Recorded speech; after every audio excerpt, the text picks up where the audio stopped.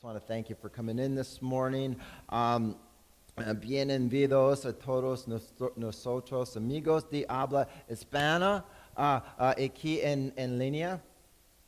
Su estuviste, tenemos intérprete en vivo. Ven como eres. Ven como eres. Just come as you are, people. Come as you are. Now, just before I get going, as Brenda mentioned this morning, we always had a full lineup of people, almost too many people when we did the parade. This year we don't have that. We we even sent out an email. So we just really need people to come and walk. It's only a few blocks. It's not that, like a 10-mile hike or anything, but we really need you this year. So if you could help us out, that would be really great. But let's get to the message this morning, shall we? Let me ask, who has kids? Yeah, a lot of us have kids, right? So have you ever watched when they're a toddler? Okay, not infant size, but a toddler. So, all right, you can't do this. It's not toddler. Anyway, have you ever watched a toddler try to pour their own cereal? Have you ever watched that? Have you ever seen that? I remember watching our daughter Paige explore her independence doing this for the very first time. It started out so cute. There she is. Her little tiny hands. That little tiny bowl. Can you just feel it? That ginormous jug of milk. You know what I'm saying? And like for me as a father, like I got lost in the moment, and I'm like, oh, it's like watching one of those Hallmark commercials, those ones that are so tear jerking. It kind of even makes one of it's those kind that are enough to make a grown man claim he has allergies. You know what I'm saying? right? So. But then all of a sudden, about 12 seconds later, it's a scene from a disaster movie, right? I mean, here it is. There's a puddle of milk all over the floor. Half the cereal that made it that fell on the floor and is stuck to the dog's face, right? You know what I'm saying? And then there's Paige, standing proudly in her high chair, and she looked at me like, I just discovered breakfast. You know what I'm saying? You know what I'm saying? And I would try, and as parents, and I'm sure you did too, you try to help them, but oh, no. That's not allowed. You can't help them. No, Daddy, no, I get. And I'll tell you what, that was my daughter Paige, but here was her line. She would swat at me with that annoyed look, and she says, "Mine do it. Mine do it." She wanted to do it. And sound familiar? Not the mine do it. I think that's a solo to Paige. But and can anybody relate to that? I mean, your kids, right? Well, that's basically us and God. That's just like us and God. We say, God, I got this. I got this, God. I'll call you. God, you know what? I'll call you if I start to crash and burn. But until then, could you just kind of hang off in the sidelines? Could you just be on standby for me, please? And then we wonder why our lives look like it's a bunch of spilled milk on the kitchen floor. And the truth is that we have God on standby because he's not first in our lives. We're in our third week of our Cultural Christian series. And the cultural Christian, yes, they have faith, but they don't have enough faith to put God first. Instead, he is placed second in our lives. So I titled this message today, Second Place, because we put God in second place. Mensaje de hoy, segundo lugar. Father, I just pray right now that as we move on in this message this morning, God, that you touch the hearts of people, God, there's all kinds of things that are going to be said today. And Father, I just ask that each person grabs on the one and not only take it into their heart, but leave with it as well. To make positive changes in their lives. God, to show that you are first in their lives as well. God, we just commit this service to you. We love you. We praise you. We thank you in Jesus, your Son's name. And we all said, now let's get real. Let's get real. We live in a culture where putting God first it's unpopular, but it's just not unpopular. It's almost become borderline offensive, hasn't it? Borderline offensive. We've got people these days who go on to social media and they create a war over, shall we put pineapple on pizza? They create a war over religion and politics and about a zillion other stupid things that they create this tension with online. But in our culture, if we put God first place and we defend him, then people are like, let's not get too radical, people. Let's not get too radical. Our culture teaches us to put self first, self-expression, self-confidence, self-care, or just plain selfies.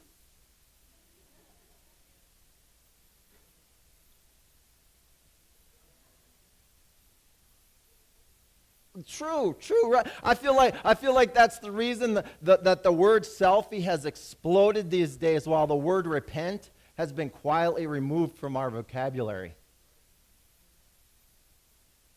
And the cultural Christian is following the current culture. For the cultural Christian, God has become more of an accessory than anything else. We wear him like he's this some sort of necklace. Now, a metaphorical necklace. Okay, not those ones some of you may have on your crosses today. That's not what I mean. Metaphorically, just something. I'm going to go to church on Sunday. We're showing off. But the cultural Christian takes off that metaphorical necklace during the week. And you know what they have? They have a mine do it perspective. Mine do it, Daddy.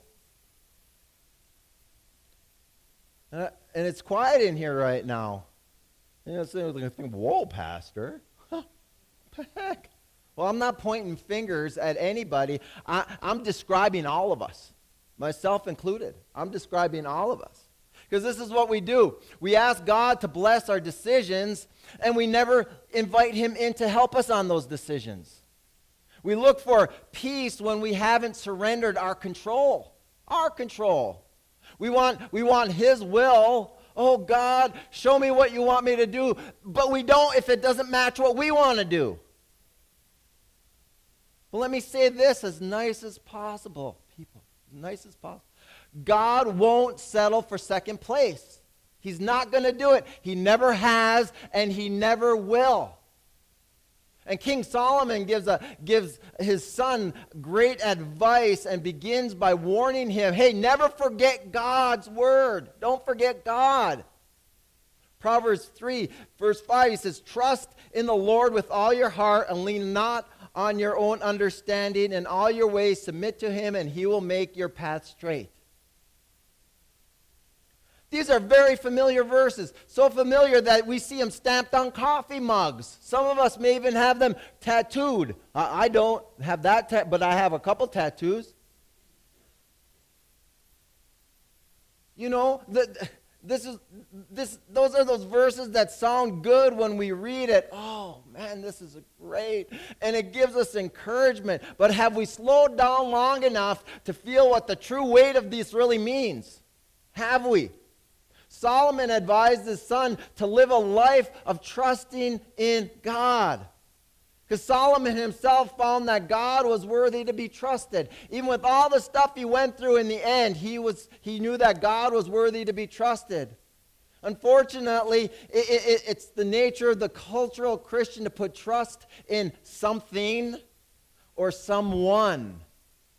And sadly, that someone ends up being ourselves. And Solomon told us that we have to intentionally put our trust in the Lord, put our trust in God. Because if trusting God is to be true, if that's a true trust, it must be complete. It has to be 100%. To put half our trust in God and half our trust in something or someone else is just failing to trust God at all. We can't put God in first place by half trusting him. How can you do that? Troy, how can you do that? You can't. We should strive to give him all of our trust. First, not second. Primero. No el segundo. No. Trusting God with all our heart is deciding to put away our own understanding. That's what this is saying. And instead to choose to trust God and his understanding. And again, first, not second. Or when we have simply no other recourse. And how often does that happen? Well, I got no place else to turn. God help me! There are way too many cultural Christians who are afraid to allow God to direct their path. Because they would much rather direct themselves because, hey, I know me. And if you're like me, and I know I am,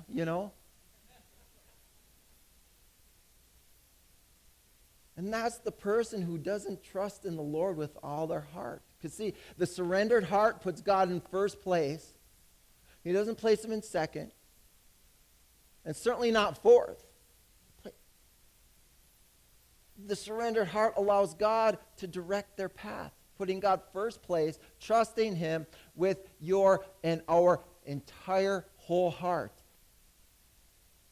And if we do put God in second place, then we aren't honoring or we're not acknowledging him in all we do. In all we do. We have to make the choice to invite God every single day, every single moment, into every single thing that we do in every day of our life.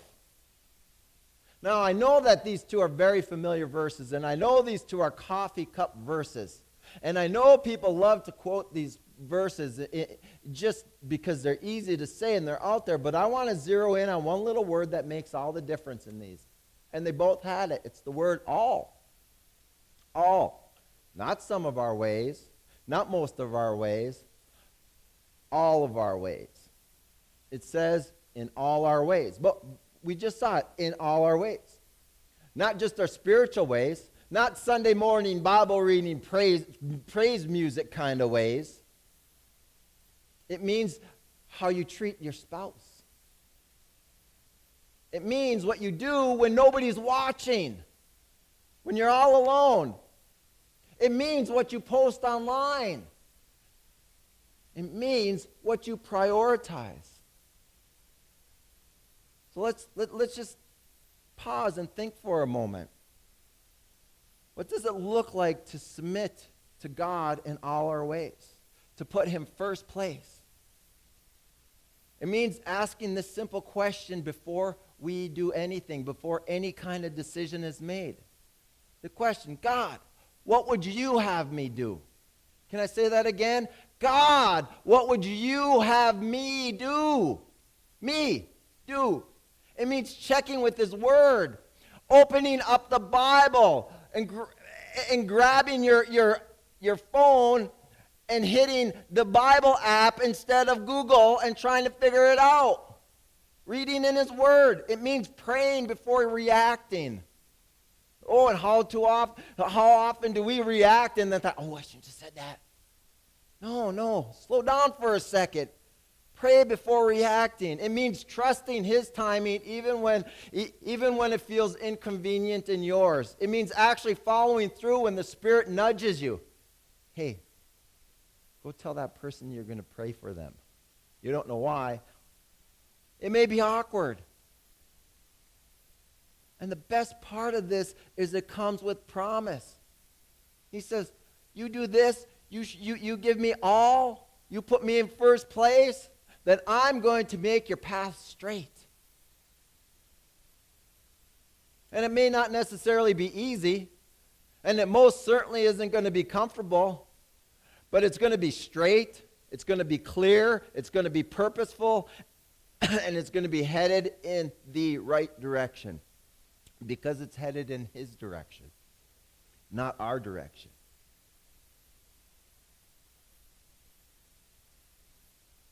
When we do those things, we can trust that God will direct our paths, and we can move forward in perfect peace, believing that through his word, through his leading of the Holy Spirit, through the counsel of others, good godly counsel of others, through using godly common sense, thinking about, God, what do you want me to do? And through life circumstances, God's going to show us where he wants us to be. We're going to walk along our way in our lives living in peace. And who knows, if we do this, maybe we're going to realize, hey, you know what, this is the path God intended me for all the time that I've been living, and now I'm just realizing this is it. But if God is second place, if we put God in second place, we'll walk in circles and we're going to call it progress. Not getting anywhere, but we're moving. We'll chase things that just don't fulfill us. And we're going to concentrate on solving all the wrong problems. And then when life starts unraveling, we blame God. When it was us who left him sitting on the bench and all he wants to do is play. It's quiet in here. Because some of us may be thinking, you know what, I don't think I put God in second place. God's first in my life. I'm not acting like all those other cultural Christians. Let me ask. What does your morning priorities include? Are your morning priorities, I wake up? Well, I think that's most of ours, right? Coffee, watching the news, checking Instagram or Facebook, maybe checking your email. And then it's like, oh yeah, God, thank you for today. And that's it? How about in your decision making? How often do we say, you know, we already bought the thing, but hey, I did pray for a good deal. And what about relationships? God bless my friends. And the whole time, they're pulling you away from Christ, not drawing them towards him. Oh, and then there's money. Then there's your wallet. We don't give or tithe to the church, and then we wonder why. Why does my car keep breaking down? Why do my appliances keep conking out? Instead of putting him first with your finances and giving him back a portion of what he's already given you. So yes, it's easy to say, it's so easy to say God's first, but the proof is always where you turn first. Where do you turn first? Now hear me on this. Jesus didn't ask for a spiritual timeshare so we could just visit him in the cold months of winter. He asked for the deed to your whole entire life, 24/7, every day. And let's check out what Jesus said was the greatest commandment. So here's what's going on. A lot of the Sadducees and the Pharisees were doing that very thing at this time. They would say, oh, I put God first, but their lives told a whole different story.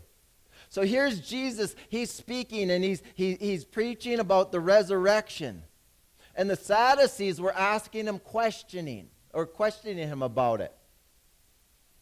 And just so we all remember, the Sadducees were the priestly elite and typically wealthy nobility in Jerusalem. And many of these Sadducees were the priests who served in the temple. Okay, that's who they were. And they're asking Jesus all these questions. But when the crowds heard Jesus speaking, they were amazed at at his knowledge, his teaching. And when the Pharisees heard about how Jesus was just holding his ground against these Sadducees, and so the Pharisees got all riled up, and they got all they're pumped up. They're like, "You can't do this," and they started to gather forces. And they're like, "Hey, let's organize this assault on Jesus. That's what we're gonna do." So one of their scholars goes and asks a question, hoping that, hey, you know what? I'm going to show Jesus up on this because this is a tough question, and he's not going to know the answer to this one. And his question is this: "Teacher, which command in God's law is the most important?" Matthew 20. Jesus replied, "You must love the Lord your God with all your heart, all your soul, and all your mind. This is the first and greatest commandment. A second is equally important. Love your neighbor as yourself. The entire law and all the demands of the prophets are based on these two commands."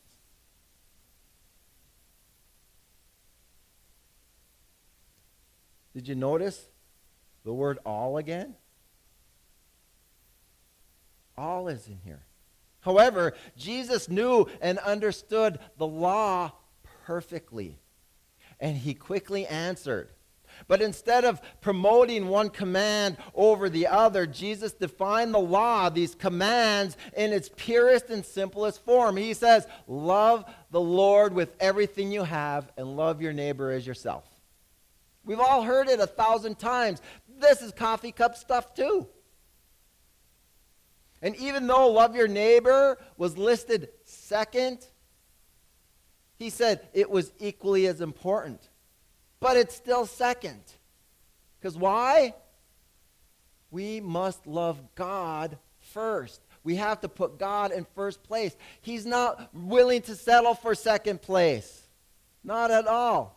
And we have to love him with everything. And I mean everything. And not just like a polite act of affection or maybe a passing nod. You know, like you're headed to your office and hey, or the peace sign on the bike.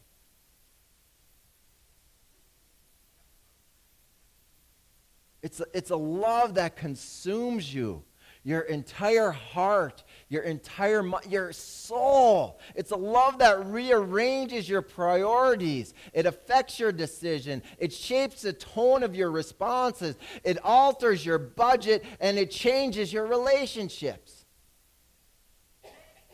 Why is it the greatest commandment? Because when you take God out of second place and you put him in first place, everything else just falls into order. That's why he said the second commandment is like it, because loving people flows from God. You can't love your neighbor if you're worshiping yourself. You can't love your family if your heart's divided. Think of it this way. Imagine you're at a wedding. Are you at a wedding? Are you imagining it? Are you at a wedding? The music is playing. Can you hear it?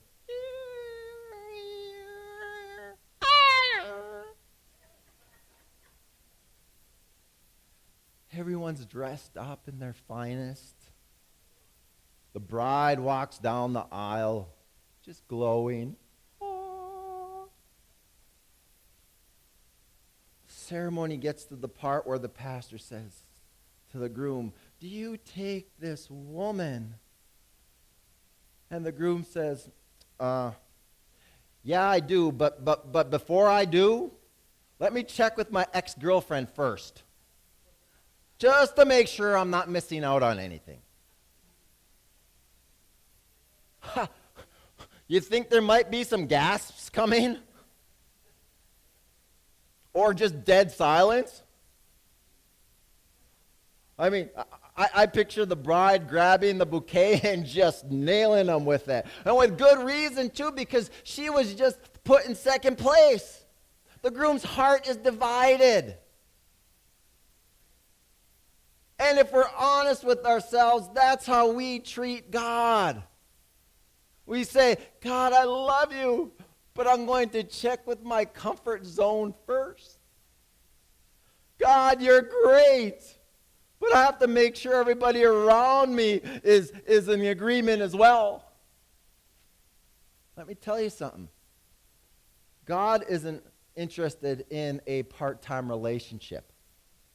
He's not looking for situationship, which I mean by that is where we ask him for help only when we are in a situation. Thank you. He doesn't want to join our side hustle in this. Listen to me, people. He's our king. He's first. Es el primo.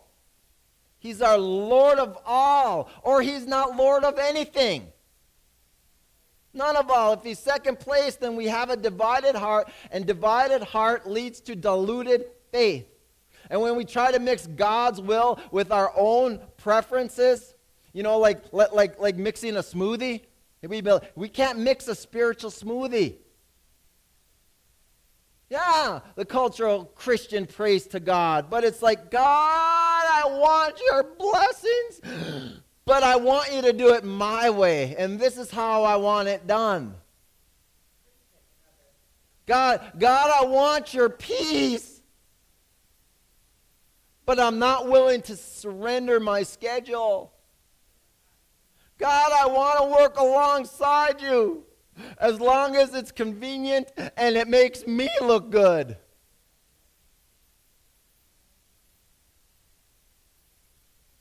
God doesn't bless partial surrender. He doesn't anoint half obedience. You can't keep God in your phone like an app and swipe it when you want to access it. Just swipe here. And James 1:8 calls it out clearly. He says, such a person is a double-minded and unstable in all they do.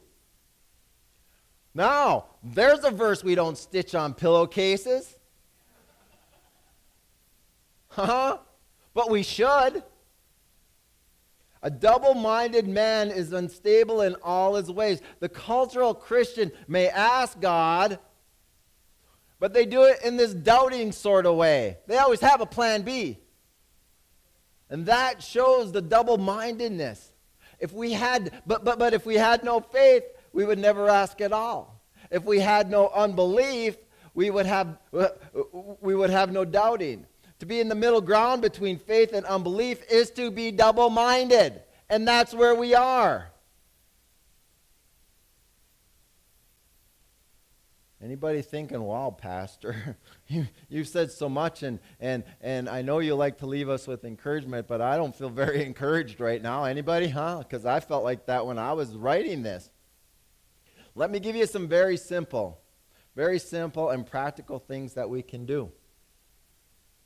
So we don't put God in second place. So we keep God in first place. Start your day with him. There's a novel idea. Start your day with him. A simple prayer. Maybe reading a verse. Maybe just even a brief moment of surrender where you can actually feel his presence. We don't have to wait and for that perfect 45-minute devotion. Oh, I read the Bible 45 minutes. No, start with 5 minutes and let the habit form from there. Start your day with God. Invite him throughout that day into every decision, big or small. Ask him before we say yes to that opportunity, whatever that is. Ask him before we swipe our card, should I purchase this? Ask him before you text back that snarky remark. Pause and say, God, is this honoring you? And if it isn't, stop right there. Stop right there. continue to evaluate our priorities by looking at our calendars, by looking at our bank statements. And I'm telling you right now, those two things will tell you if God is in first place in your life or if he's fighting for room between Netflix and Amazon.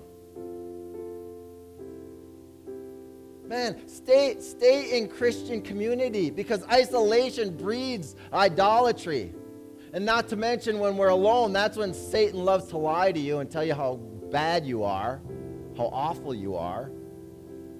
We need people to love us enough to say, are you putting God first?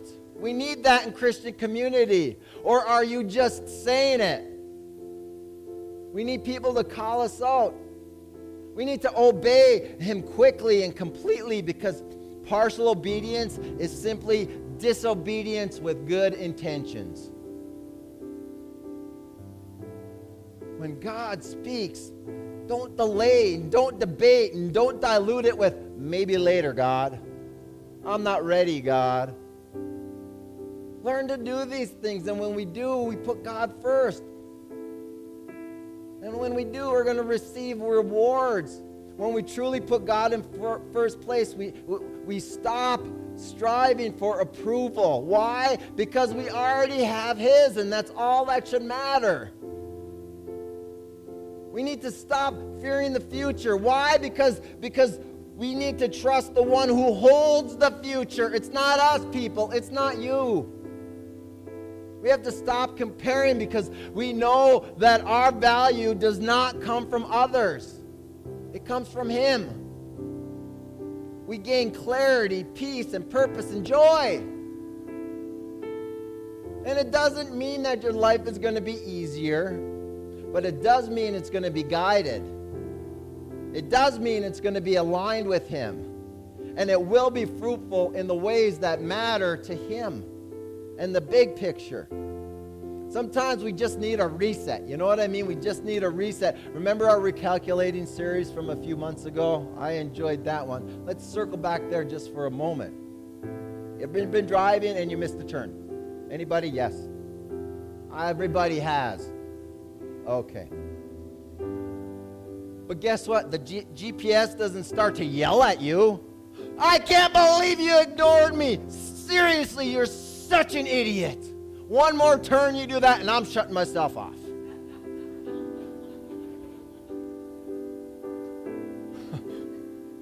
No, it calmly says, recalculating. Well, guess what? God does the same. You may have put him in second place for a long time. You may have ignored his directions, but today he's whispering to you right now, recalculating. Recalculating. Let's get back on track. So this week, people, take inventory. Where is God on your list? Not just in theory, but in practice. Ask yourself, who gets my best energy? Where do I run when I am stressed? Who do I consult first when I'm unsure? Huh? Yeah, high school. Well, I talked to my friend and he thought this would be a good idea. Yeah, all your wise years of 14 years. Yeah, you know. Let's stop giving God our leftovers. Let's stop acting like we're in charge and all we want him to do is co-sign. Let's put him where he belongs. First place, people. First place in our homes, in our hearts, in our habits.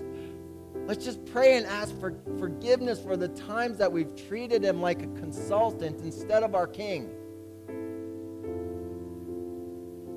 Take today to realign. We will have a couple up here praying at the end for you. Come up. Make the decision to make him first. Give him your whole heart, all of it. Give him your thoughts. Give him your time. Make him your priority. And most of all, don't be Paige and say, mine do it.